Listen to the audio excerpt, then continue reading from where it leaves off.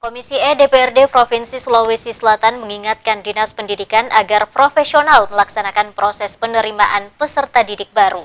Anggota Komisi E DPRD Sulsel, Muhammad Irfan Abe, meminta semua pihak terkait untuk mengawal proses tersebut dengan baik agar tidak terjadi kecurangan.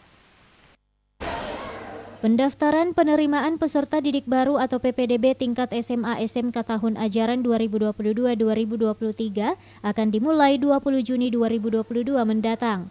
Mengantisipasi banyaknya potensi kecurangan lewat jalur sonasi, Komisi E DPRD Provinsi Sulawesi Selatan mengingatkan Dinas Pendidikan Sulsel agar profesional dalam melaksanakan proses penerimaan peserta didik baru. Anggota Komisi E DPRD Sulsel, Muhammad Irfan Abe, meminta semua pihak terkait untuk mengawal proses tersebut dengan baik agar tidak ada lagi kecurangan seperti di tahun-tahun sebelumnya. Irfan berharap sosialisasi penerimaan peserta didik baru bisa dilakukan dengan maksimal, sehingga para calon siswa maupun orang tua bisa mengetahui jelas aturan-aturan yang berlaku. Kita berharap bahwa mudah-mudahan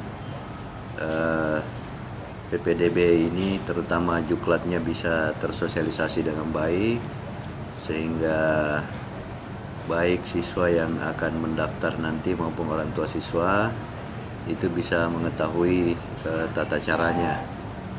Nah, kita berharap bahwa dengan sistem yang ada hari ini kita berharap terutama kepada Dinas Pendidikan bahwa seluruh persoalan-persoalan yang muncul tahun lalu itu kalau bisa tidak diulangi lagi. Ya, terus terangkan tahun lalu banyak laporan-laporan yang masuk menyangkut beberapa indikasi-indikasi kecurangan yang terjadi. Misalnya penarikan alamat secara manual oleh operator sekolah, itu kan berpotensi terjadinya pelanggaran di situ.